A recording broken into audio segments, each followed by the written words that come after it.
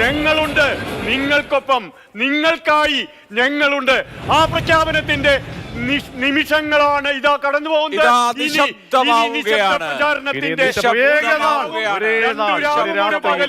അതിനുശേഷം പോളിംഗ് ബൂത്തിലേക്ക് ഒരു സമൂഹം കൈവിരലിൽ മഷിയൊത്താനായി കടന്നു ചെല്ലുമ്പോൾ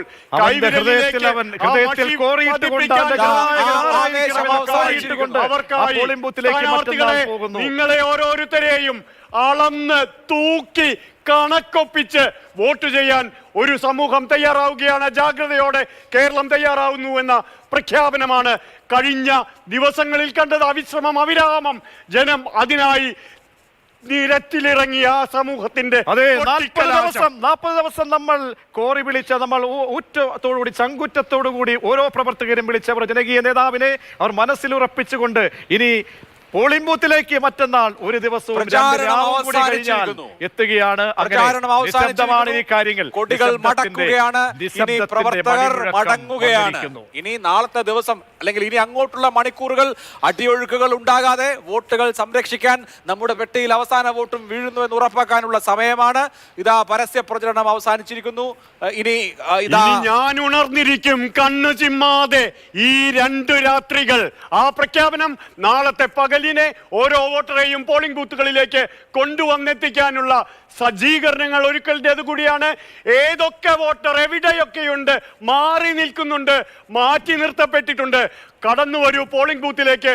ഞങ്ങളുണ്ട് കൊണ്ടുപോകാൻ, വോട്ട് ചെയ്യിക്കാൻ. ആ വോട്ട് ജനാധിപത്യത്തിന്റെ വിജയമാണ് എന്ന് പ്രഖ്യാപിക്കുന്ന ആ തെരഞ്ഞെടുപ്പ് നമ്മൾ ഓരോരുത്തരുമായിരുന്നു യജമാനന്മാർ. ഇനി നമ്മളെ നാളെയും മറ്റന്നാളും നമ്മളാണ് രാജ്യത്തിന്റെ യജമാനന്മാർ. നമ്മൾ തീരുമാനിക്കും നമ്മുടെ ഭരണാധികാരി, നമ്മളെ നയിക്കേണ്ടത് ആരാണെന്ന് നമ്മൾ തീരുമാനിക്കും.